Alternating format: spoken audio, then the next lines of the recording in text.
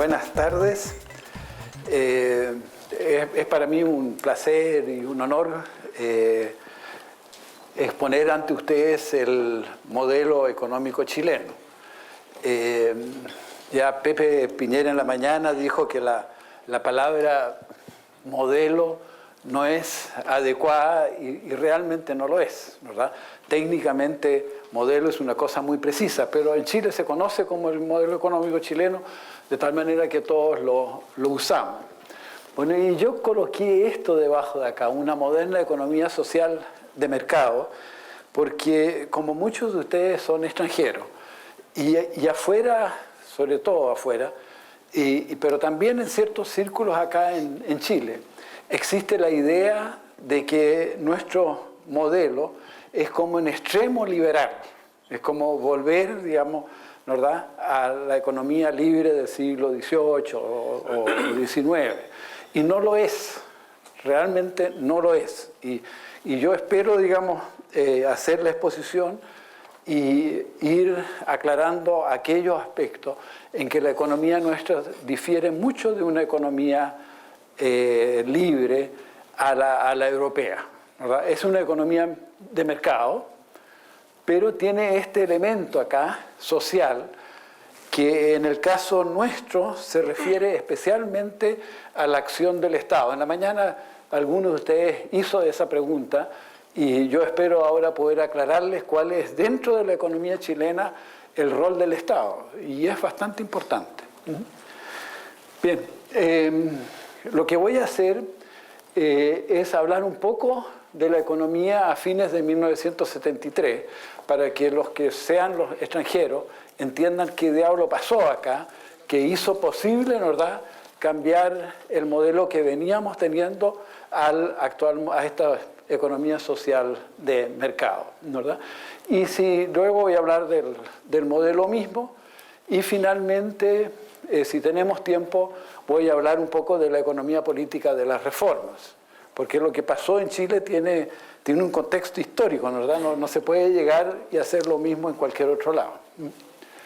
Les voy a mostrar estos dos cuadros. Pepe decía, bueno, nosotros preparamos estos datos, efectivamente los preparamos, y hay dos maneras de verla. Una manera es esta, de acá, ¿verdad?, en que da la sensación de que la economía chilena cada vez crece más rápido. Estos son datos desde el año 1810 hasta ahora.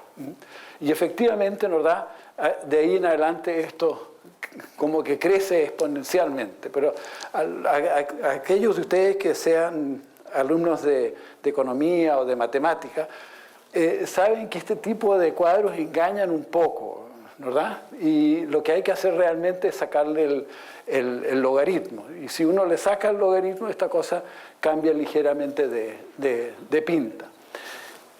Sin embargo, y esta es la manera en realidad en que muchos historiadores en Chile ven la cosa. Entonces dicen, al final Chile no le fue tan mal, porque nosotros hemos estado creciendo cada vez más rápido. Hemos estado creciendo cada vez más rápido. Entonces, ¿verdad?, ¿para qué haber hecho el cambio? Si estábamos creciendo bien en este periodo de acá, que es el de sustitución de importación. Bueno, y la verdad es que no es así. Entonces, en una economía pequeña, ¿verdad?, para poder juzgar la bondad del modelo, lo que corresponde hacer es comparar cómo le fue a Chile en relación a los demás países o a otros países. Y si uno hace eso, uno se encuentra con este gráfico acá, que es bien distinto, que muestra un periodo de acá en que el PIB per cápita de Chile crece más rápido que el PIB per cápita de Estados Unidos, que es el gráfico que yo les puse acá. Este es el PIB per cápita de Chile en relación al PIB per cápita de Estados Unidos. Ahora, uno puede hacer esto mismo con respecto, por ejemplo, a Europa, o con respecto a Asia, o con respecto a América Latina. Y siempre se va a encontrar con la misma situación, que nosotros de 1810 hasta el año 2000, aproximadamente 2010, crecimos más rápido que estas otras regiones, ¿verdad? Entonces no fue bien. Acá no fue bien. Crecimos más rápido que los demás.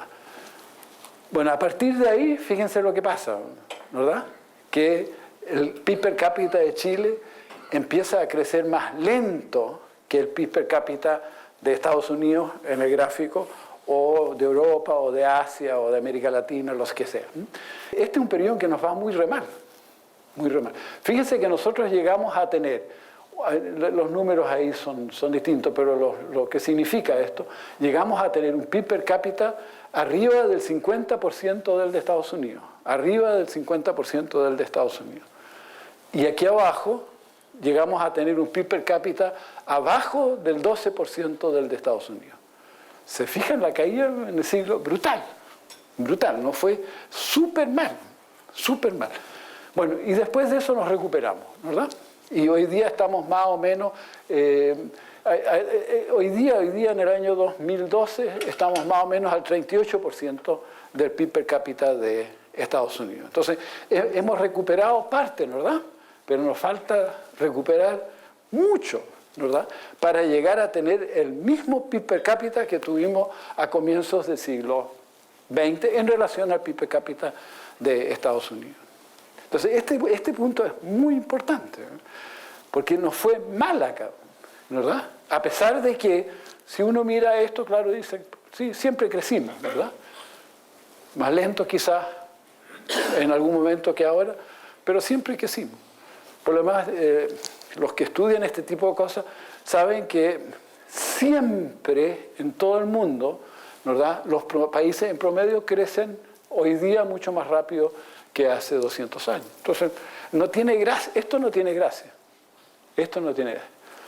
Esto sí, porque aquí hay un cambio de tendencia, ¿verdad? Se quebró la tendencia. Bueno, lo bonito del caso chileno, que no se da en todos los demás países, pero lo bonito del caso chileno es que uno puede asociar un sistema económico a estos distintos periodos. Entonces, acá tenemos una economía liberal, una economía de mercado abierta al comercio internacional. Una economía de mercado de frentón, abierta al comercio internacional. Y acá tenemos una economía social de mercado, que es también una economía de mercado abierta al comercio internacional y que tiene esta característica que es una acción del Estado orientada a corregir fallas de mercado. Voy a hablar de eso después.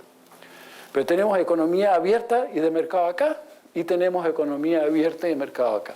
En cambio acá, ¿verdad?, tenemos ese famoso sistema de sustitución de importaciones en que nos fuimos cerrando crecientemente al comercio internacional y en que que Estado, ¿verdad?, intervino crecientemente en forma discrecional, en forma no racional, después podemos ver qué significa eso, en los mercados. ¿Se fijan? Entonces, este es un mal sistema para Chile. Esto es un buen sistema. Este fue un buen sistema. Economía abierta y de mercado es buena. ¿Okay? Veamos la economía de Chile a fines del 73, que fue el momento en que se produce el pronunciamiento militar, ¿verdad? Y en que luego los militares entonces invitan a los Chicago Boys a dirigir el cambio económico-social.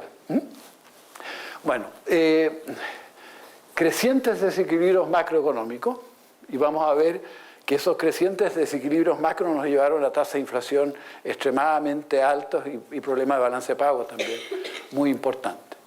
Creciente proteccionismo. Hacia el año 73, Chile tenía una tarifa arancelaria promedio del 90%, con un rango de 200 a 0. Y eso se tradujo en grados de protección gigantesco. Creciente intervención estatal discrecional. La intervención estatal no tenía por finalidad perfeccionar los mercados, como la tiene hoy día. Hoy día hay intervención estatal, pero está principalmente orientada, ¿verdad?, a perfeccionar el funcionamiento de los mercados. En esos años no. En esos años lo que se pretendía era cambiar los resultados del mercado, ¿verdad? Y eso obviamente no se puede hacer. Después, un Estado crecientemente providente, es decir, fue aumentando crecientemente el gasto público en educación, pensiones, salud y vivienda, ¿verdad? Y finalmente, un Estado crecientemente empresario, en que nosotros en Chile tuvimos un banco de desarrollo que se llamaba Corfo, que absorbía todas las empresas que por ineficientes quebraban. Entonces, ¿verdad? Y fue, por lo tanto, manejando un número cada vez más grande de empresas ineficientes. Después, ya más adelante, hacia el año, esto empieza en el año 70 perdón, en los años 60, pero se agudiza en los 70, se produce un creciente número de nacionalizaciones, en que el Estado chileno, ¿verdad?, nacionaliza empresas privadas. Bueno, y finalmente, nacionalización significa que son empresas, digamos, extranjeras, ¿verdad?, que pasan a poder de los locales. Y las estatizaciones son cuando el Estado simplemente toma empresas locales y las etatiza. Bien, entonces tenemos todas estas características durante, digamos, los años previos al 73. Aquí esto lo hice simplemente para que conozcan los extranjeros, conozcan la figura. El presidente, digamos, que decide de frentón aplicar el modelo sustitutivo de importaciones se llamaba Pedro Aguirre Cerda, y es él, ¿verdad? Él gobernó en Chile a partir del año 39 por poco tiempo, pero sí viró el modelo hacia un modelo en que el gobierno, ¿verdad?, protegió a las empresas nacionales, creó la Corfo para que la Corfo manejara las empresas nacionales. En fin, todo el proceso de estatización en escala mayor se inicia con Pedro Aguirre Cerda. Bueno, y este personaje, la mayoría de ustedes a lo mejor lo conocen, ese es Raúl Prebisch, el secretario general de la CEPAL, que desarrolló la teoría de sustitución de importaciones, ¿verdad? Entonces, es él, a través de la CEPAL, que le da un tremendo impulso al proteccionismo en toda América Latina, en África y en parte en Asia también. Bien, ¿qué es lo que había pasado en las últimas décadas antes del 73? Tuvimos un crecimiento del PIB que decae, el gráfico que vimos. Tuvimos una inflación creciente. Las inflaciones en Chile eran en esos años, en los años 60 y comienzo de los 70, del orden de 40%, 30% por año. Hacia el final, en el 73, son mucho más elevadas, las vamos a ver. Tuvimos déficit elevado, estoy hablando de 4 a 6%, y creciente, con la consecuente problema de balance de pago.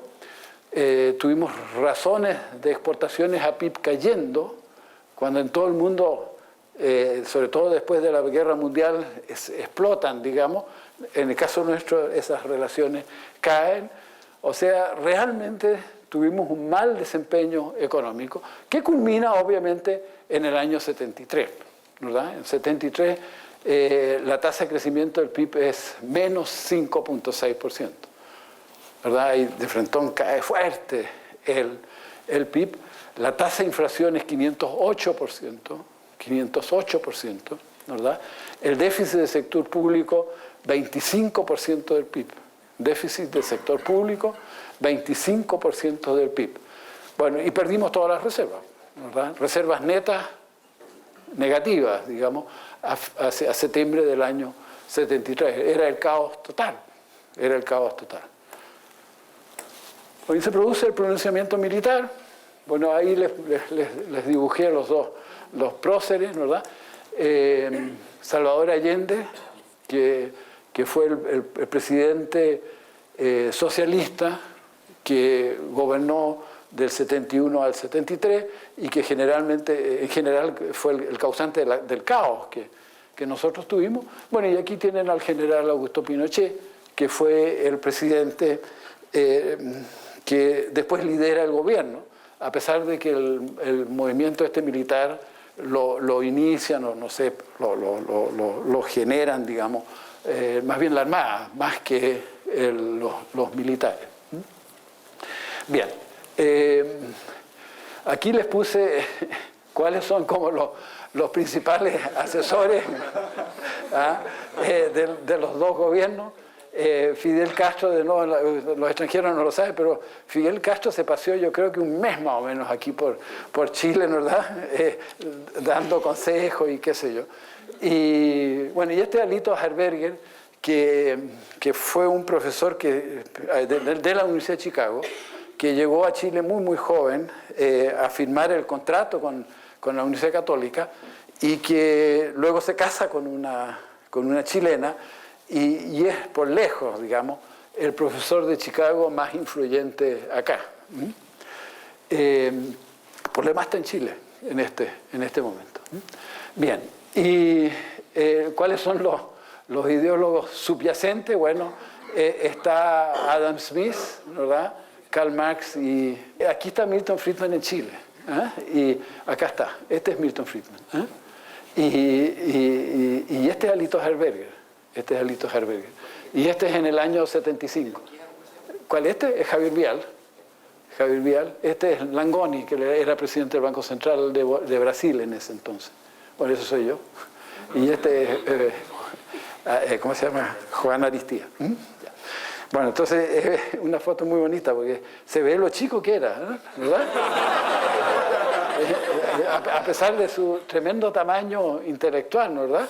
Y él otra cosa muy interesante, cuando él muere, yo tuve ocasión de estar con él poco tiempo antes.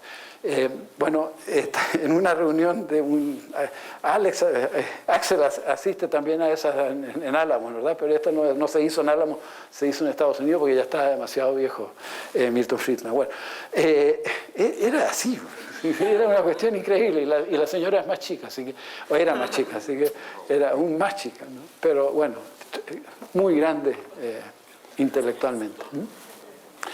Bueno, aquí le puse los dos. En realidad, probablemente la persona que lejos tuvo más influencia en decidir, digamos, cuáles son las líneas generales del modelo económico-social es Sergio de Castro, ¿verdad? Y a él le tocó después, como ministro de Hacienda, hacer en realidad la mayor parte de las transformaciones económicas. Y ahora, ¿por qué fue por lejos también el más importante en el diseño? Porque el programa de Chicago se plasmó en una cosa que se llama el ladrillo, que por lo demás lo pueden comprar si quieren, está en el CEP, ¿verdad? Publicó el ladrillo. Y de Castro participó en la elaboración del ladrillo yo estoy escribiendo en este momento un libro sobre el ladrillo precisamente. Entonces, tratando de entender bien qué pasó ahí exactamente. Y lo que he descubierto es que realmente la persona que cortaba el queque al final era Sergio de Castro. O sea, cuando había discusiones entre los participantes en el proyecto, era él el que cortaba el queque. Ahora, sin embargo, en la parte que se llamaron las 7 modernizaciones, que es la parte más bien social del programa, el implementador más importante fue Pepe Piñera, que ustedes lo conocieron acá esta mañana, o ayer también.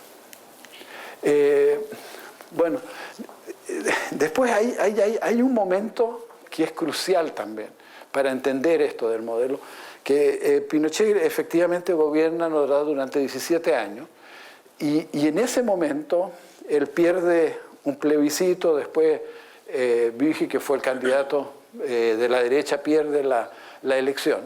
Ganan la elección la Concertación, y la Concertación tuvo que decidir si mantener o no mantener el modelo. Y aquí en eso me parece a mí que son estos dos los personajes claves que deciden mantener el modelo, ¿verdad? El presidente Aylwin, que también es súper interesante. A Aylwin no le gustaba el modelo. Aylwin lo encontraba, y lo encuentra porque vive todavía, y lo encontraba cruel. ¿verdad? Dice que el modelo es cruel y tiene, efectivamente, ¿verdad? La competencia tiende a tener elementos de crueldad, ¿verdad? Entonces, a él no le gustaba. Sin embargo, él pensó que para el país, ¿verdad?, lo más conveniente era mantener el modelo y lo mantuvo, ¿verdad?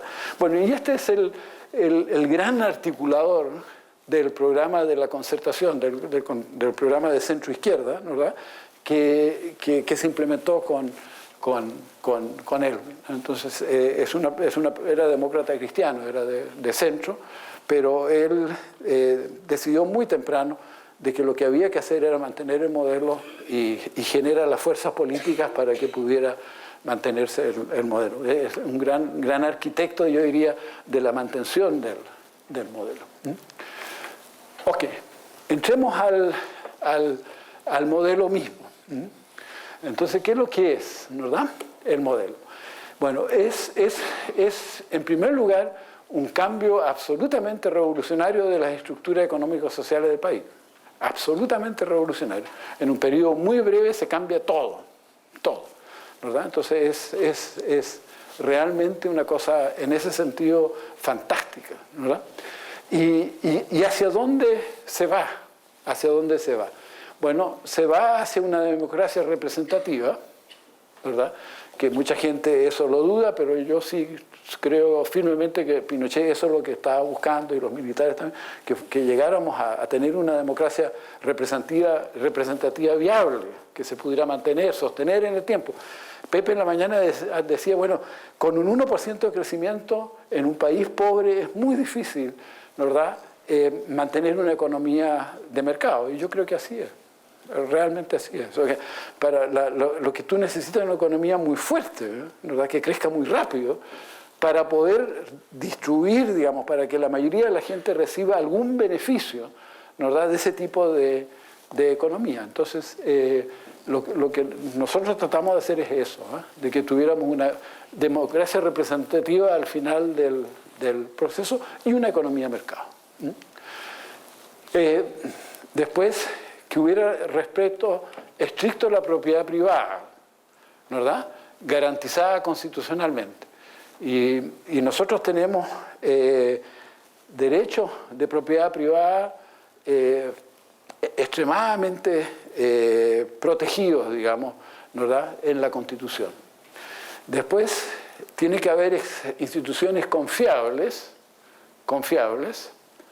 que funcionen. Uno de los presidentes que mencionó Pepe en la mañana, el presidente Ricardo Lagos, él siempre habla de que las instituciones en Chile funcionan. Y yo creo que es cierto, básicamente. La institución. Entonces necesita instituciones que sean confiables, que funcionen realmente. Bueno, y lo que es muy importante, y sobre todo en América Latina de ese entonces, ¿verdad?, en que había constantemente cambios de gobierno, ¿verdad?, había un golpe tras otro, qué sé yo, bueno, que hagan predecible el cambio, para que los empresarios puedan invertir, porque los empresarios, ¿verdad?, si no pueden predecir, digamos, cuál es el futuro, no van a invertir, porque el riesgo es demasiado alto, ¿verdad?, o van a invertir muy poco. Entonces, esto de las instituciones, digamos, ¿verdad?, que hagan posible predecir lo que va a pasar, es extremadamente importante para que un modelo de este tipo funcione. Ok. Después, en el caso chileno, y por la misma finalidad, se privilegiaron las reglas por sobre las autoridades. ¿Qué significa eso? Que cuando uno regula una economía, uno le puede dar mucho poder a la autoridad regulatoria. O uno puede, ¿verdad?, establecer leyes y reglamentos con tal grado de detalle que la autoridad tenga relativamente poco poder. En América Latina hay mucha corrupción, ¿verdad?, y en Chile también había bastante corrupción. Y esta es una manera de minimizar la corrupción.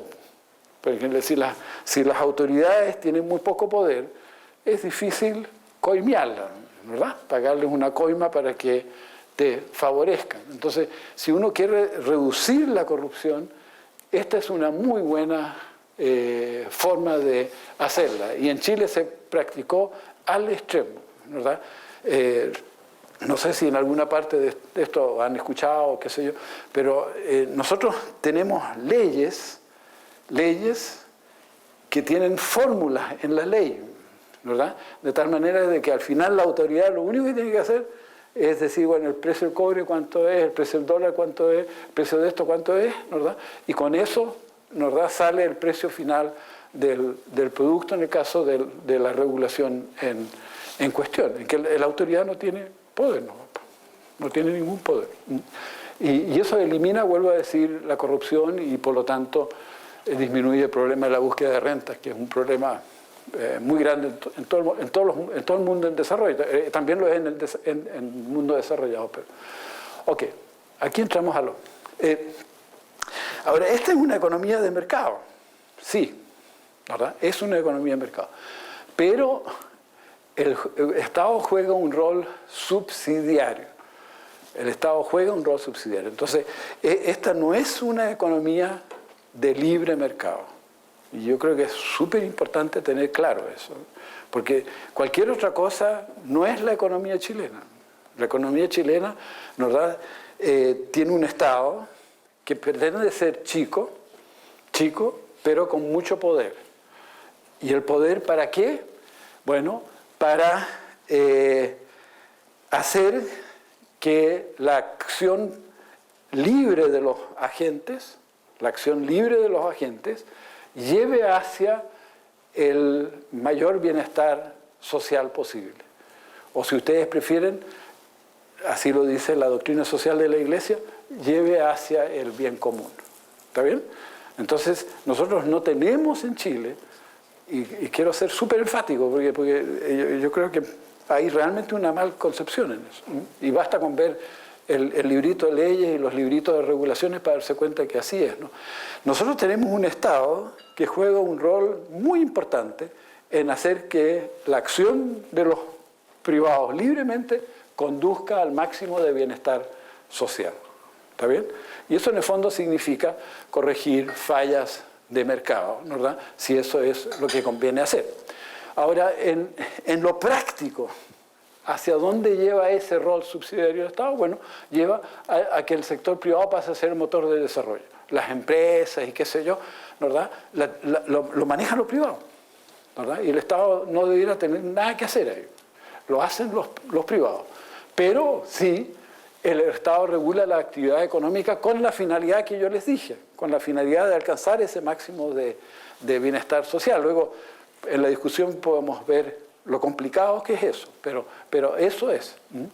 Y el Estado financia, en el caso chileno, gran parte de los bienes públicos, ¿verdad?, gran parte de las obras públicas y gran parte del gasto social, educación, salud, vivienda, qué sé yo. ¿También? Entonces, el Estado chileno juega un rol clave en esta economía. Los privados también. ¿Está bien? Los privados manejan la empresa. Hay libertad de empresa, total. Pero sujetos a las reglas impuestas por el Estado, por la sociedad. Ok. Bueno, y hay liberalización económica completa, ¿verdad?, para incentivar la actividad empresarial. Otro elemento distintivo, y yo creo que el que nos distingue más a la economía chilena que los anteriores, porque yo creo que esta es bastante única, es de que se reemplazaron en Chile los subsidios de oferta por subsidios de demanda, ¿ya? Principalmente en el área del gasto social. Entonces, ahí tengo una pequeña discrepancia con lo que les dijo Pepe en la mañana. Nosotros en Chile, de hecho, en educación tenemos el sistema de voucher. Pepe dijo, bueno, que era el partidario que se le... No, nosotros tenemos el sistema de voucher. Nosotros le permitimos a los padres que escojan libremente el colegio donde quieren llevar sus hijos. ¿Está bien? Y luego el Estado financia la matrícula. Que es exactamente lo mismo que si yo le doy el bono a los padres y los padres con eso van al colegio y financian la educación del hijo. ¿Me siguen, verdad? Da lo mismo. Si yo le doy el bono y le permito ir al colegio que quiera, que si yo le digo vaya al colegio que quiera, yo le voy a financiar la matrícula. Nosotros lo que hacemos es que los colegios que antes eran manejados por el Estado, o sea, había un subsidio de oferta, eran manejados por el Estado, hoy día son manejados por los privados en competencia con las municipalidades. ¿Está bien? Pero los colegios los manejan los privados. Ahora, en lo que tiene razón Pepe, y yo estoy 100% de acuerdo con él, que para que un sistema así dé buen resultado, o dé un resultado óptimo, este ha dado buen resultado, pero para que dé un resultado óptimo, deberá ser uno en que las materias que se cubren en los cursos se puedan determinar libremente por los colegios. Entonces, cada colegio hace una oferta, digamos, ¿verdad?, de su programa educacional y los padres escogen el colegio que más les gusta. En Chile no. En Chile hay un programa único, digamos, ¿verdad?, determinado por el gobierno central, ¿verdad?, de educación. Pero el voucher, el sistema de voucher lo tenemos. Nosotros cambiamos vuelvo a decir, de un subsidio de oferta a uno de demanda. Lo mismo lo hicimos en vivienda social. Vivienda social, el gobierno antiguamente incluso construía las casas, hoy día no, ¿verdad? Hoy día el gobierno central asigna ciertos bonos y las personas van al mercado y compran su casa en el bono, ¿verdad? Algo parecido, pero en menor grado, sucede con la, ¿cómo se llama? Health, con la salud, ¿verdad? Y con las pensiones. Entonces nosotros tenemos en Chile un sistema de oferta hoy día a la demanda. Es el individuo que decide dónde lleva sus niños al colegio, dónde se compra su casa, qué tipo de casa compra, dónde escoge sus servicios de salud y a qué sistema de pensiones va. Entonces, le hemos dado un tremendo grado de libertad a los individuos para que escojan sus sistemas, digamos, de bienes y servicios sociales. Y eso yo creo que es un cambio muy grande, muy grande. Ahora se puede perfeccionar, en fin, pero es uno de los grandes cambios que se hicieron en Chile. Bueno, otra cosa que ha cambiado ahora último, por desgracia creo yo, pero que hasta fines del siglo pasado había una estricta focalización del gasto social en las personas de más bajo ingreso. O sea que el voucher ese, o los vouchers si ustedes quieren, se le entregaban a la gente de más bajo ingreso. Se me olvidó algo importante. La ventaja de esto de acá, la ventaja del cambio del sistema de subsidio, es que cuando el subsidio es estatal y a la oferta, hay monopolios estatales en la oferta de educación, en la oferta de salud. Cuando el subsidio es a la demanda, lo que nosotros logramos hacer es tener competencia en la oferta de colegios, en la oferta de casa, en la oferta. ¿Está bien? Entonces, esto permite hacer eficiente el gasto social. Y eso es tremendamente importante. Bien. Finalmente, creo que, no sé, a lo mejor hay uno más, pero creo que debe ser el último. Nosotros tenemos, como principio, nos da una economía abierta, y Chile tiene hoy día una de las economías más abiertas del mundo en materia comercial y está totalmente abierto en materia financiera. Los aranceles, ¿se acuerdan ustedes que eran 90% promedio con Allende, en la época de la Unidad Popular, antes del pronunciamiento militar? Bueno, hoy día es 1,5%. Súper bajo. El arancel nos da muy bajo. De tal manera de que nosotros estamos aprovechando casi todas las ventajas del comercio internacional, casi todas las ventajas del comercio internacional, y ciertamente todas las ventajas del financiamiento internacional. Vuelvo a decir, siempre se pueden mejorar algunas cosas, pero en general eso está bien. Bueno, tenemos una estricta disciplina fiscal y monetaria. Esto es también otra cosa muy interesante. Hoy en día son más disciplinados los opositores, o sea, la centroizquierda, que la centroderecha, cuando históricamente era lo contrario, era la gente derecha la que conservadora, que había que equilibrar el presupuesto, que hoy día no, hoy día es más disciplinado, ¿verdad?, la centroizquierda que la derecha. Y finalmente, yo creo que esto es interesante también, que en el modelo chileno hay un importante rol para los tecnócratas, más importante que en la mayoría de los países que yo conozco. O sea, ustedes pescan un país desarrollado, toman Estados Unidos o Alemania o Francia, jamás van a encontrar la cantidad de doctorados, qué sé yo, que ustedes tienen en el gabinete chileno, en el ministerio chileno, ¿verdad? Y ha sido así en los últimos 30 años o 40 años, en que básicamente son tecnócratas los que administran, digamos, el Estado. Y eso tiene muchas consecuencias, porque los proyectos de ley y qué sé yo, son todos proyectos, ¿verdad?, que han sido previamente visados por un grupo técnico. Entonces la calidad técnica de los proyectos en general es muy alta. Ahora quiero decir 2 o 3 palabras sobre cómo estos principios, ¿verdad? Porque ahí tienen un lote de principios, ¿verdad?, que son los que constituyen como la esencia del modelo. Estas cosas de acá, esas son el modelo, no son cosas específicas, ¿verdad?, sino constituyen estos principios general.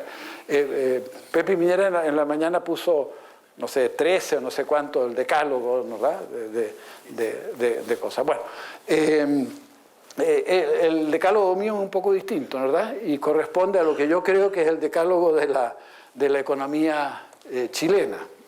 Pero es esto lo importante, no desviarse de esto, que esto es lo central. Bueno, eso se ha traducido en Chile en una serie de instituciones que son estas, ¿verdad? Uno, que tenemos mercados libres, con precios libres, ¿verdad?, de bienes y servicios, sin realmente mayores restricciones internacionales. O sea, los bienes, ¿verdad?, se transan en mercados libres internacionalmente. Ok.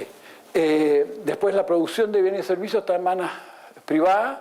Hay pocas excepciones, pero en mi opinión, demasiadas excepciones, ¿verdad? Por ejemplo, Codelco, que es una gran empresa cuprífera, es estatal, ¿verdad? Y yo no veo ningún motivo por qué tiene que ser estatal, pero debiera ser privada. Lo mismo pasa con el metro, por ejemplo, en Santiago, en fin. Entonces hay una serie de empresas todavía, estamos hablando en total de 30 empresas, algo así, pero de esas 30 empresas, 2 o 3 son las importantes, el Codelco, el metro, las demás son relativamente insignificantes. Bueno, pero yo creo que todas esas debieran ser privatizadas, todas esas debieran. No hay ningún motivo para que estén en manos del Estado. Ok, después, y esto es quizás a lo mejor después tengo que explicárselos un poco más, pero la labor del gobierno en Chile está orientada a igualar costos y beneficios privados y sociales. Ahora, ¿qué significa eso en el fondo? Que la labor del gobierno está orientada a internalizar las externalidades, siempre que eso sea costo eficiente. ¿Qué significa eso?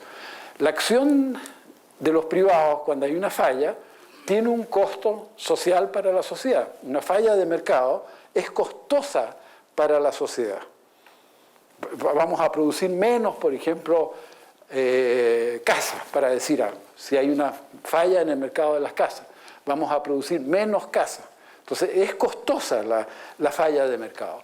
Pero a lo mejor, tratar de corregir esa falla tiene un costo aún mayor.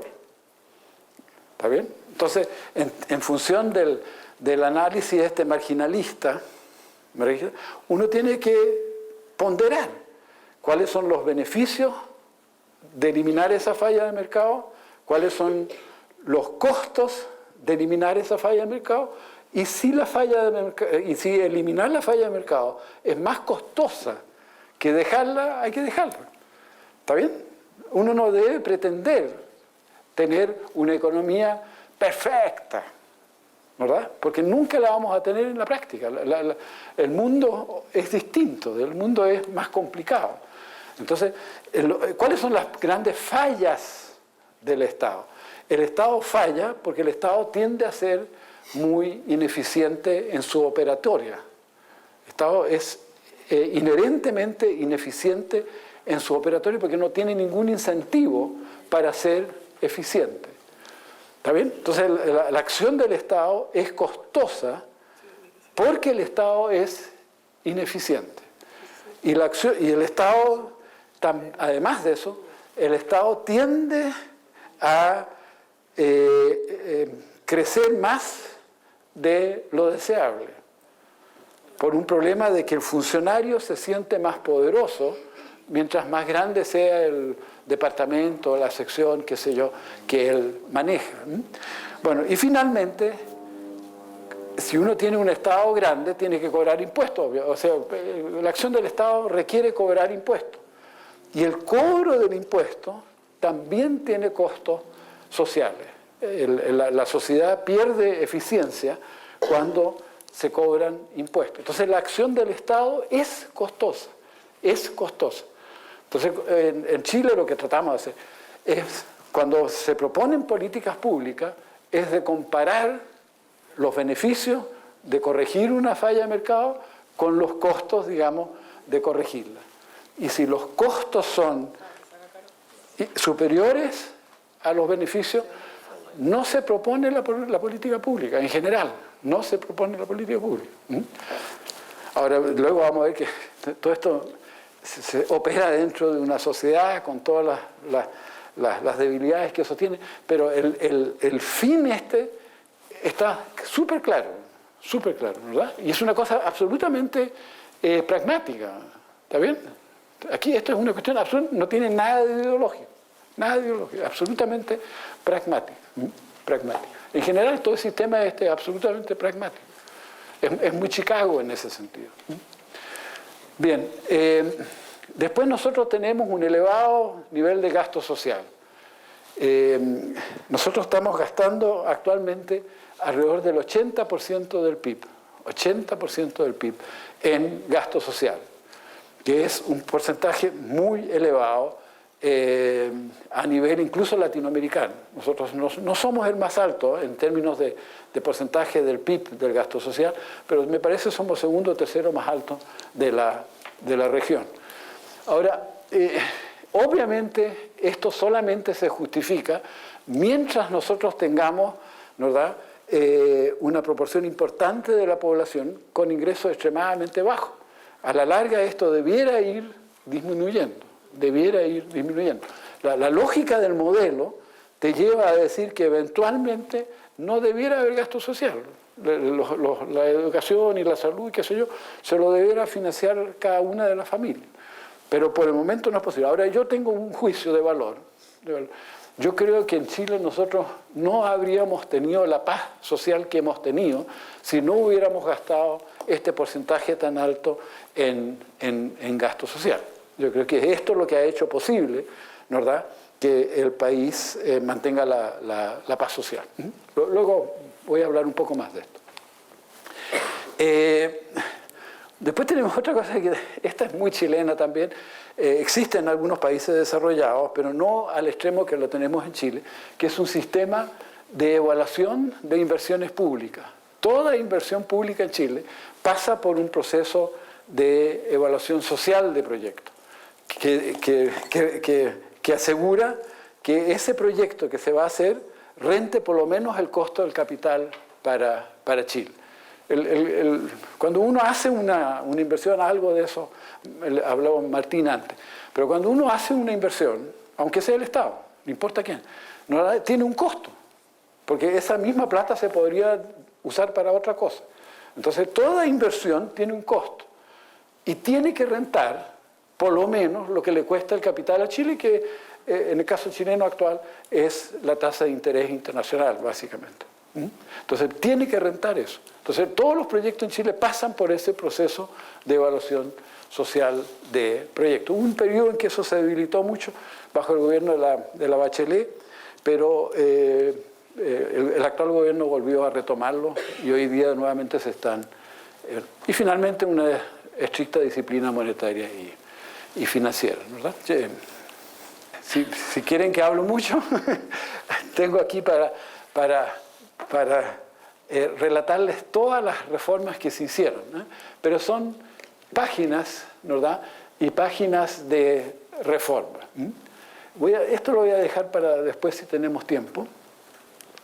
Y estos son los resultados. Aquí les mostré a Chile en el año 1542, cuando se funda Santiago. Si ustedes estuvieron, parece que algunos, por lo menos algunos días en Santiago de Chile hay un cerro que se llama Santa Lucía. Y ahí están en el cerro Santa Lucía, ¿verdad? Y uno ve al fondo ahí la cordillera.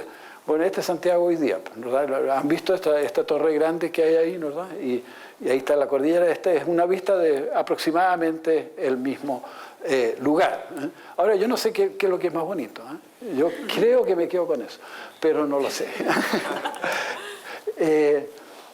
Bueno, el resultado es este, ¿verdad? Y el resultado es hasta cierto punto espectacular, ¿verdad? Porque lo que ustedes ven es que aquí esto se da vuelta, digamos, y ya lo resaltó mucho Pepe en la mañana, pero y esta economía está creciendo como volantín, ¿verdad? Y si no hacemos tonteras grandes, y si se mantiene, digamos, los principios, eso que yo les dije, esta economía debiera seguir creciendo hasta llegar eventualmente a niveles de países desarrollados. Estoy por lo más totalmente de acuerdo con Pepe. Esto es para los chilenos, que cuando los políticos, ¿verdad?, dicen, bueno, vamos a hacer un país desarrollado en 3 años más, le cometen un flaco servicio al país, porque nosotros lo que vamos a hacer en 3 años más es un país un poco menos pobre que ahora, ¿verdad? Pero los países ricos hoy día tienen PIB per cápita de $60.000 y nosotros estamos alrededor de $20.000. Entonces estamos a años luz, ¿verdad?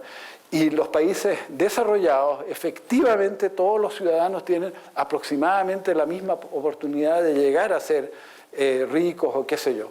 Y ciertamente casi todos tienen la posibilidad de desarrollarse ellos personalmente, ¿verdad? Sin tener, digamos, traumas, digamos, del origen de su familia. Bueno, nosotros estamos muy lejos de eso. Entonces yo creo que lo que hay que decir es al revés. Nosotros hay que decir que estamos en un buen camino, ¿verdad?, hacia el desarrollo, pero que nos falta mucho, ¿verdad? Muchísimo. Pero nos vamos bien. Vamos bien. Ahora, para hacer aquí hago una comparación con las últimas décadas antes de Allende, ¿verdad?, y el último año antes de la caída del régimen de Allende. Y bueno, hoy día estamos convergiendo, ¿verdad?, rápidamente hacia el PIB de los países más desarrollados. Antes estábamos divergiendo.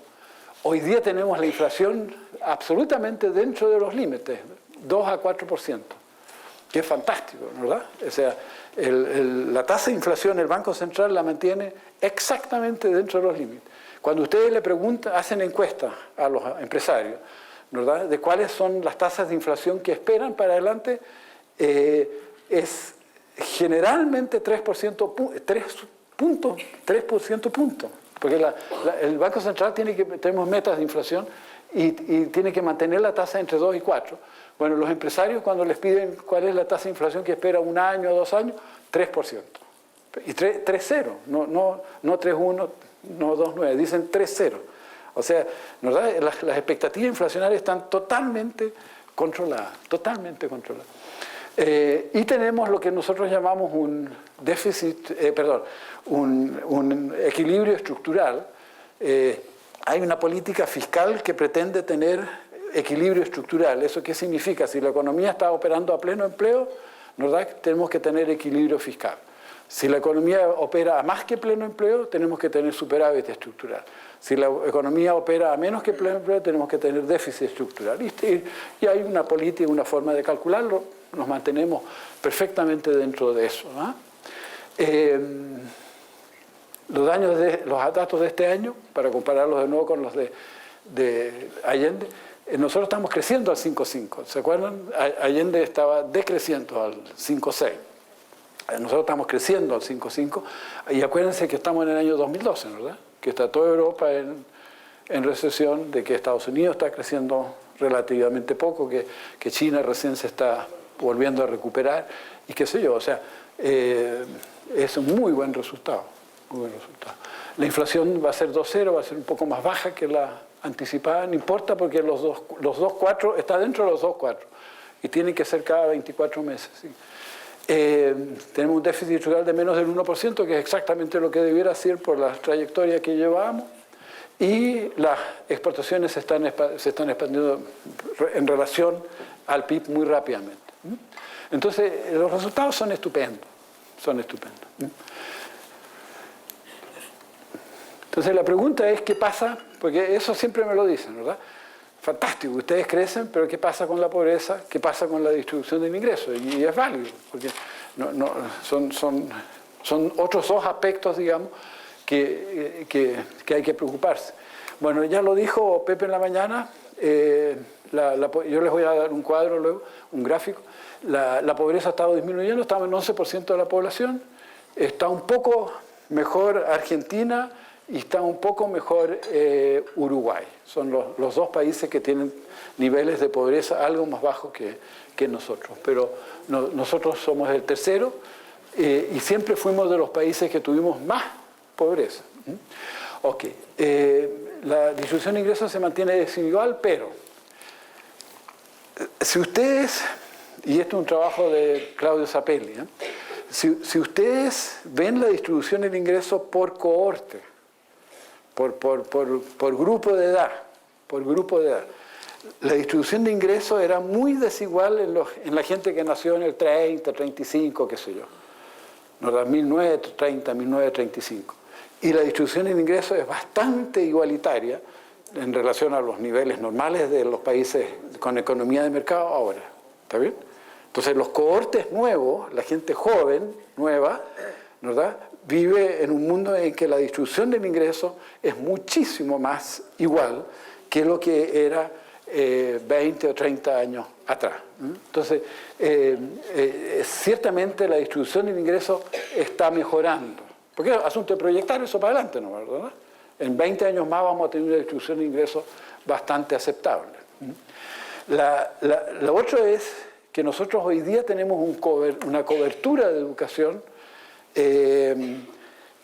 muy alta, algo yo creo que ya Pepe lo decía, pero más o menos el 40% de la edad de las personas en edad de ir a la universidad van a la universidad. Entonces, y ese porcentaje, ¿verdad?, es más alto que el de los países más pobres de la OECD y es superior incluso al promedio de los países de la OECD. Entonces, como la educación determina a la larga la movilidad y nosotros ya estamos teniendo niveles altos de movilidad, esos incluso van a aumentar. ¿Está bien? Entonces tenemos una distribución de ingresos mala, pero esa va a ir mejorando rápidamente medida por el Gini. Y tenemos una gran movilidad social. O sea, la gente que quiere, ¿verdad?, puede progresar. Que es clave. Sí, se me fue. Pero a ver si alcanzan a ver. Esta es la pobreza. ¿La ven ahí la línea? Bien. Esto parte en el año 1850. Y esto lo calculó un español, Leandro Prados, que es un muy buen historiador económico. Entonces, bueno, y lo que muestra es que nosotros tenemos, y esto está ahí alrededor de 30, pero hoy día estamos en 11. Entonces, la pobreza ha ido disminuyendo con el crecimiento económico, y eso lo sabemos, y eso es así. Entonces, mientras crecemos rápido, ¿verdad?, ahí no crecimos rápido, ahí se estancó, ¿verdad? Ahí volvió a estancarse, bueno, y ahora volvió a caer rápidamente. Y tenemos entonces 11% de pobreza, cuando en el año 1850 en Chile había 95% de pobreza. 95% de pobreza, ¿verdad? Entonces partimos con 95 y fuimos cayendo hasta llegar al 11. En el año 70 teníamos 50% de pobreza, 50% de pobreza. 70, 50% de pobreza. Ahora 11% de pobreza. Tremenda caída en los niveles de pobreza. Pero a mí me parece que lo clave es esto, es la pobreza, ¿verdad? Entonces, una sociedad que es capaz de ir disminuyendo rápidamente los niveles de pobreza y mejorar los niveles de ingresos de los demás estratos, ¿está bien? Y mejorar los niveles de ingresos de los más estratos. Esa es una sociedad que progresa. Si en el proceso hay más o menos desigualdad, a mí personalmente por lo menos me tiene absolutamente sin cuidado. Y de hecho cuando me preguntan, yo siempre digo, el que se preocupa de la distribución del ingreso, de las desigualdades en la distribución, es en realidad una persona envidiosa, ¿verdad? Y lo que debiéramos preocuparnos es siempre de la pobreza. Y la pobreza se disminuye creciendo, ¿está bien? Y por lo menos en el caso chileno, ¿verdad? Y con eso cierro de nuevo, en el caso chileno está claro de que para crecer se necesita una economía de mercado abierta. Ya, eso es.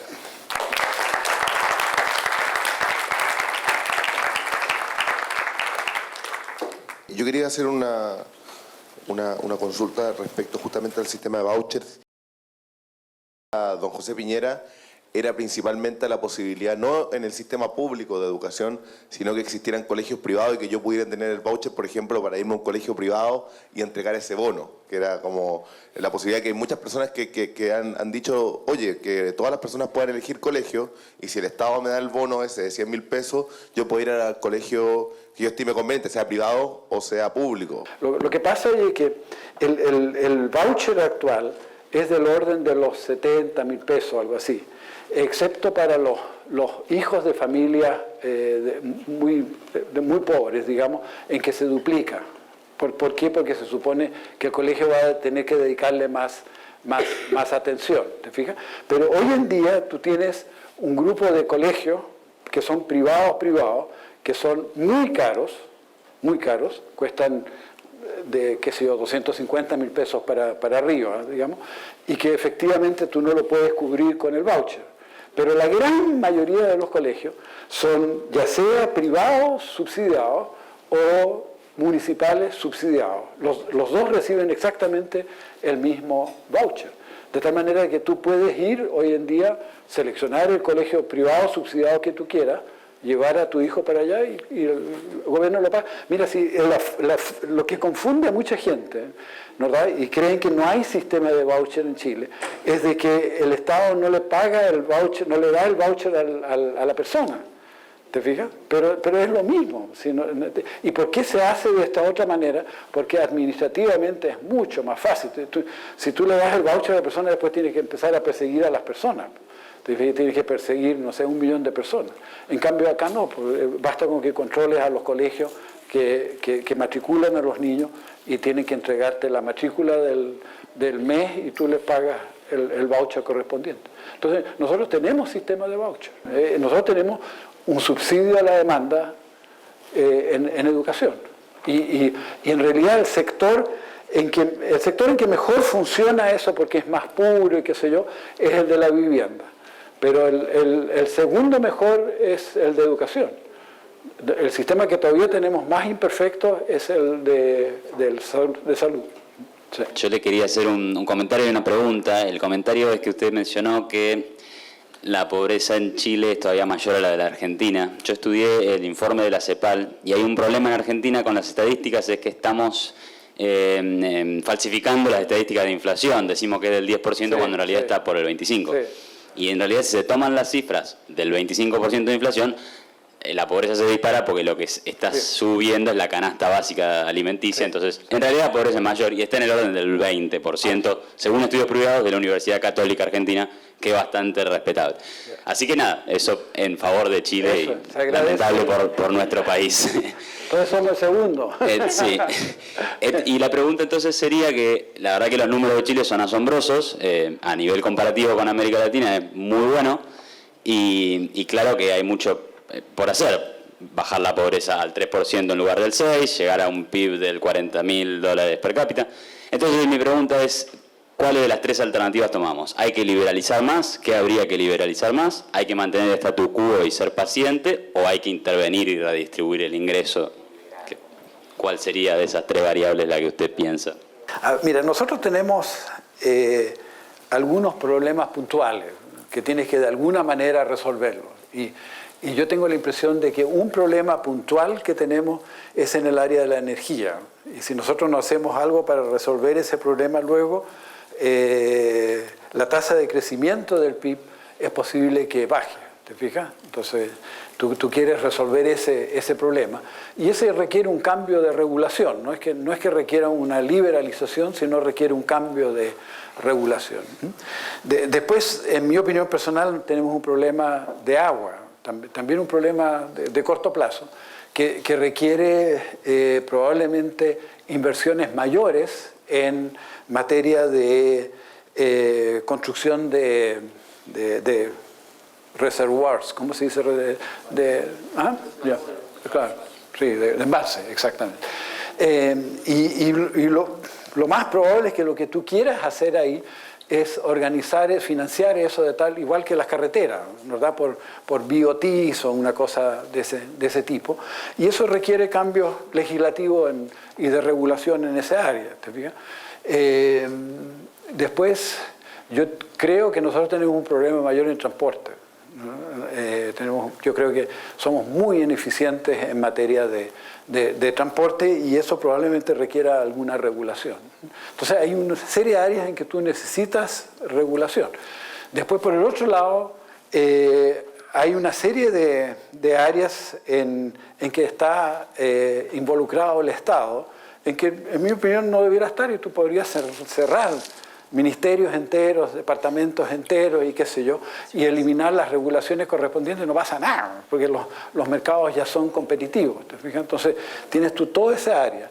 Y finalmente da la sensación de que todo el área ambiental que lo tenemos, la legislación ambiental que la tenemos y que ha sido por lo más aprobada en forma relativamente reciente, tiene que modificarse, ¿no?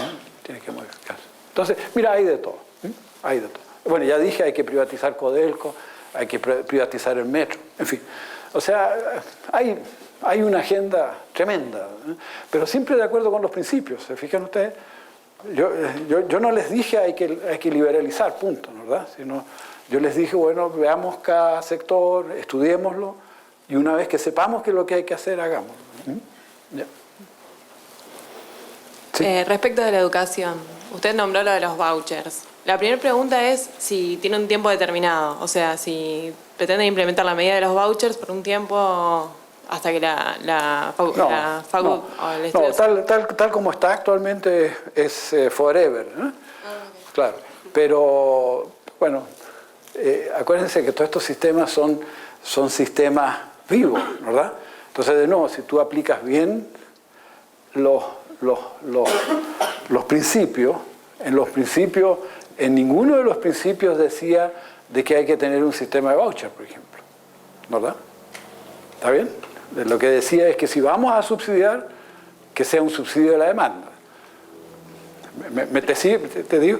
¿Está bien? Entonces, si ya no se justifica subsidiar porque ya todo el mundo es rico, no subsidia, lo elimina, ¿te fijas? Pero si vas a subsidiar, usa subsidio a la demanda y no uses subsidio a la oferta. El sistema, usted dijo que para que no sea monopólico desde el Estado, subsidiaban a la demanda. Pero, a ver, yo tengo siempre la óptica de Argentina, donde todo se corrompe un poco. ¿Está bien? Bueno,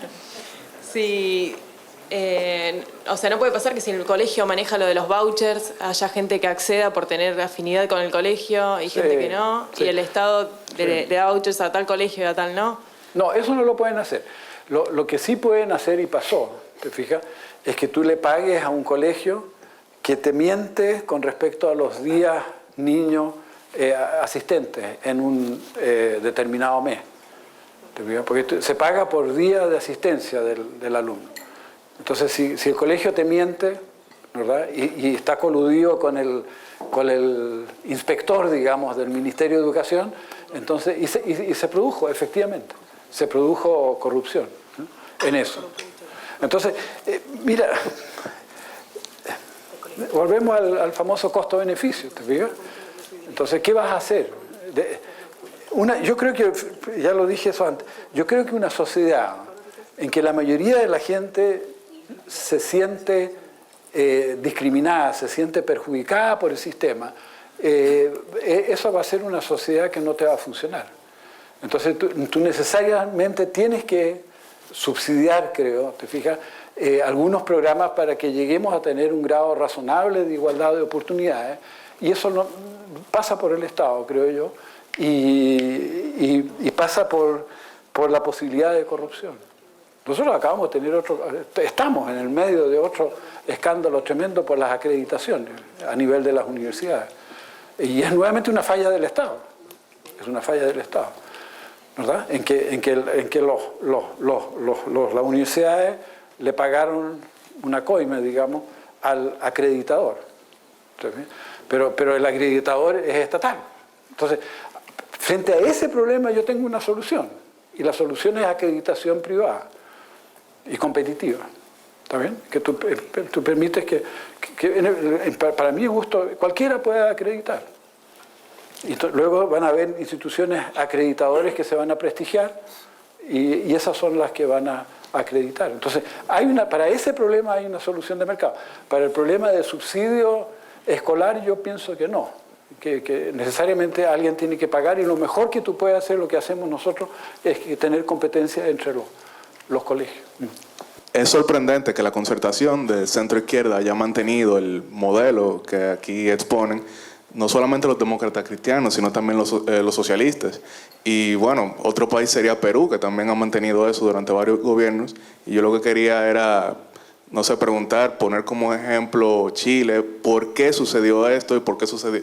¿Es porque comparten frontera ustedes y Perú? O sea, ¿cómo se da el hecho de que le den continuidad a eso? Porque, por ejemplo, en mi país, durante un momento, seguimos el modelo, pero luego llega otro gobierno y lo desecharon totalmente. Yo creo que, ya lo he dicho varias veces, yo creo que a menos que tú goces con un apoyo mayoritario en el país, no puedes sostener un sistema. ¿Te fijas? O sea, tú puedes imponer un sistema en algún momento, pero si ese sistema no goza de apoyo mayoritario, simplemente el sistema no se va a mantener. Entonces la pregunta es ¿por qué en Chile, no conozco el caso peruano, pero por qué en Chile se ha mantenido este apoyo mayoritario al esquema? Y tiene que ver con varias cosas. Uno, de que precisamente por lo mal que nos fue acá, ¿verdad?, se desarrollaron todos estos programas de entrenamiento de cientistas sociales en el extranjero. Entonces tú tienes literalmente cientos de PhD en economía y en ciencias políticas y qué sé yo en Chile. ¿Te fijas? Que la necesidad de entrenarnos surge ahí, en la época que nos fue mal. ¿Te fijas? Y de ahí entonces se crearon todos estos programas. Entonces tú tienes aquí un conocimiento técnico extremadamente elevado a todo nivel. A nivel de la gente de derecha, de centro y de la izquierda. ¿Te fijas? Y todos estudiaron, casi todos, digamos, estudiaron en Estados Unidos, en Inglaterra, qué sé yo. Entonces, tienen una visión compartida de lo que debe ser la sociedad a largo plazo. Entonces, yo creo que ese es un elemento muy importante. Bueno, un segundo elemento que yo creo que es vital es que tenemos una cantidad importante de centros de estudio y de difusión intermedios entre la universidad, que son muy buenas las universidades chilenas, son de las buenas universidades latinoamericanas las chilenas. Entonces, tienes una cosa intermedia entre los partidos políticos y las universidades, que son estos think tanks, entre otros la Fundación Progreso, ¿te fijas?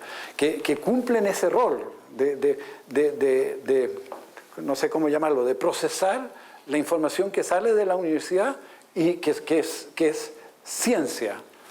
Martín antes les hizo esa distinción entre ciencia, algo positivo, y algo normativo, ¿verdad? Entonces, que las universidades hacen ciencia, las universidades no te hacen política, te hacen ciencia. Pero tienes estos entes intermedios que pescan lo que se aprendió en la universidad y lo transforman, ¿verdad?, en proposiciones de políticas públicas aceptables. Bueno, como lo que tú estudias en la universidad es igual para el gallo de izquierda que de derecha. Obviamente no hay grandes diferencias en la parte científica. ¿Está bien? Es lo mismo. Bueno, entonces, pero ya te das cuenta que si tú quieres hacer proposiciones en base a un hecho común, es lo más probable que esas proposiciones tiendan a converger aproximadamente a nivel político. Entonces tú tienes la universidad, el think tank y los partidos reciben proposiciones de los dos lados que no son iguales, pero que tienen algo parecido. ¿Te fijas? ¿Está bien? Entonces los dos lados están convencidos de que, en este caso, de que un sistema de educación descentralizado, que reciba un subsidio del Estado, qué sé yo, para la gente de ingresos más bajos, en fin, es algo deseable. Entonces eso explica por qué se mantiene. Pero es esa conjunción, ¿verdad?, de instituciones que hacen que las políticas que se proponen en el Parlamento, por lo menos se puede dialogar. No como antes, que era imposible dialogar, te fijas, con la oposición. Ahora en Chile se puede dialogar, ¿verdad? Entonces... Mucho se culpa a la concertación, no solo como continuadora del modelo, sino que profundizadora del modelo. Sí. ¿Qué criterios adoptaron ustedes para definir cuándo y a qué empresa privatizar? En ese sentido también, y ya que hablamos harto de educación, tema al cual me dedico, quizá en educación y en educación superior tenemos los pocos casos donde el Estado no solamente subsidia la demanda, sino que también la oferta. Vamos primero con la privatización. No sé, oye, ¿cuánto tiempo tengo? Porque 5 minutos más. 5 minutos más ya. Voy a agotar en esta. Porque en el año 73 habían 600 empresas en manos del Estado. 600 empresas. De las cuales aproximadamente 250 empresas fueron empresas que se habían intervenido en función de un decreto del año 32,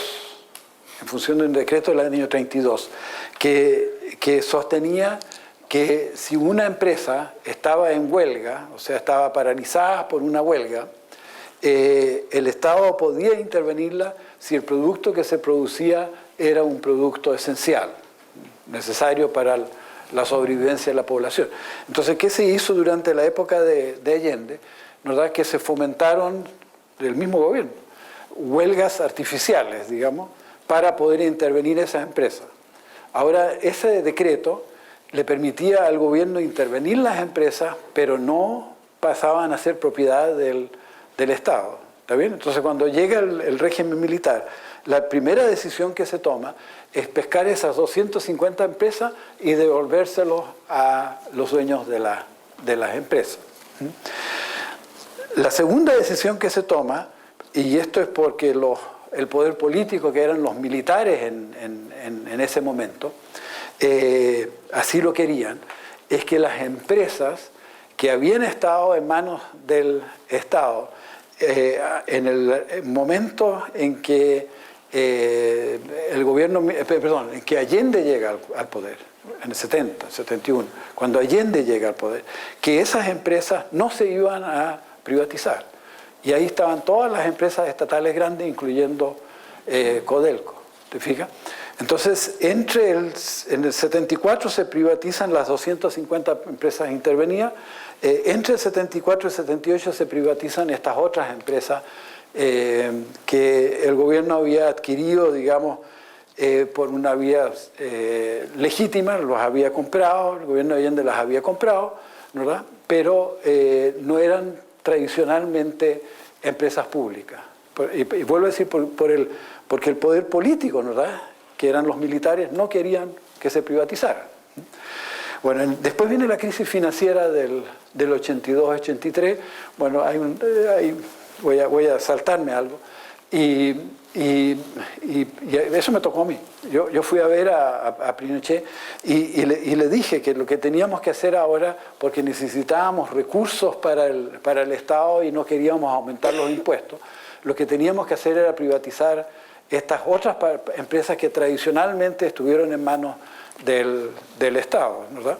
Y ahí Pinochet me dijo, ok, eso lo puedes hacer, pero no se privatiza Codelco, no se privatiza LAN no se privatiza ferrocarriles, porque esas tres empresas son empresas estratégicas para nosotros y no se pueden privatizar.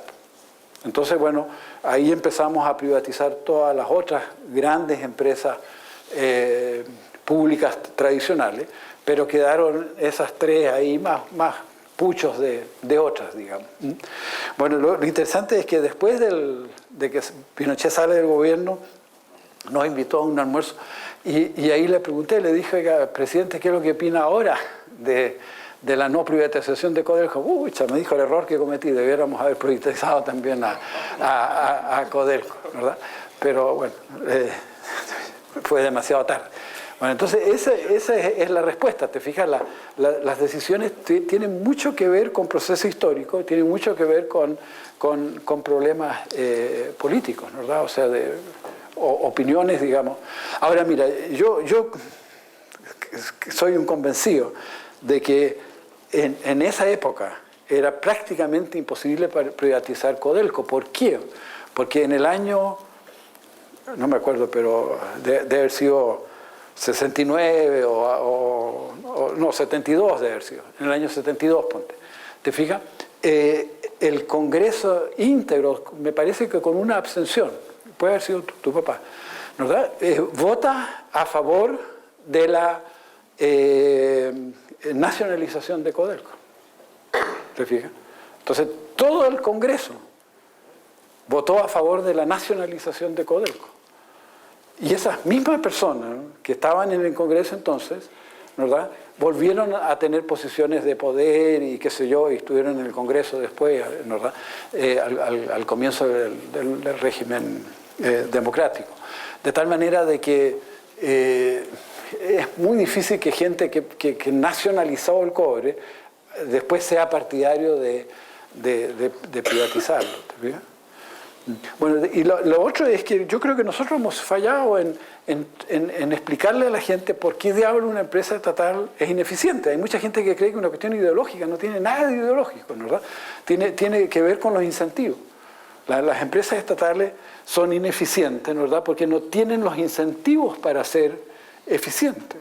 Los incentivos que tiene una empresa estatal son para satisfacer al gobierno de turno o a los ministros de turno, que sea, ¿verdad? Ese es el incentivo que tienen. Y no tienen el incentivo de maximizar utilidades, para nada, ¿te fijas? Está bien, ¿verdad? Porque ustedes saben, los chilenos saben si Codelco se está manejando bien o mal, cuánto gana, cuánto podría ganar. Pues, nadie tiene la menor idea. ¿Te fijas? Pues, y es imposible saberlo, y nadie va a invertir los recursos para averiguarlo. Entonces, los incentivos en una empresa privada son súper claros, ¿no? Si los gallos no maximizan utilidades para los dueños, muy luego van a salir. En una empresa estatal, no. ¿Te fijas? Si el tipo, claro, si es un desastre de administración, sale, pero si no, no sale. Él va a quedar. Yo le podría hacer ahí una clase en que demuestro claramente, ¿verdad? Hay toda una teoría, ¿verdad?, de la agente principal, que explica exactamente por qué de ahora las empresas estatales son ineficientes. Bueno, entonces, volviendo a eso, ¿verdad?, las empresas estatales son ineficientes, pero hay motivos muchas veces políticos por los cuales no se puede hacer. Y tú tratas hoy día incluso. Imposible, ¿te fijas? Ya, ahora en los vouchers no te entendí exactamente el punto. ¿Ya? Por ejemplo, cuando se hizo la reforma de la educación superior, sí, y se permitió la apertura de universidades privadas, se asignó el financiamiento directo, que era el aporte fiscal directo, porque a la oferta... A las del CRUCH. A la oferta, correcto, a las del CRUCH, que son estatales y públicas. Sí. Y eso lo define un criterio histórico, ahora las que están antes del año 81. Así fue. Y fue nuevamente política, ¿no? Eso también fue una solicitud política. Y absolutamente política. Y yo me acuerdo, yo hasta me peleé con el rector nuestro, porque yo era partidario de que nosotros no aceptáramos eso, ¿verdad? Que fuéramos partidarios de eliminar los aportes directos. Pero el rector me dijo, ¿tú estás loco? Porque la Católica es una universidad privada, pero está dentro de las del CRUCH, son de las como universidades oficiales. Entonces nosotros recibimos un aporte directo, en realidad pequeño, ¿verdad?, relativamente pequeño. Pero porque de ese aporte directo la mayor parte se fue canalizando hacia la Universidad de Chile. Pero sí, no debiéramos tener eso, no debiéramos tenerlo. ¿eh? Ninguna universidad debiera tener aportes. A ver, quiero ser súper cuidadoso. Yo sí creo que el Estado debe financiar parte del gasto de las universidades, porque las universidades generan externalidades, ¿está claro? Pero debieran financiarlo en función de lo eficiente que son las universidades para generar esas externalidades. En el fondo, licitar recursos para investigación, licitar recursos para extensión, en fin, ¿te fijas? Y a esas licitaciones, en mi opinión, sé que a la hora del almuerzo hubo opiniones contrarias, pero en mi opinión, a esas licitaciones debieran poder participar también las universidades privadas. Yo no veo por qué no. Porque es en función de la externalidad que produce la universidad. Sí, mira, pero sí, yo tengo tanta confianza en la capacidad de los privados, ¿te fijas?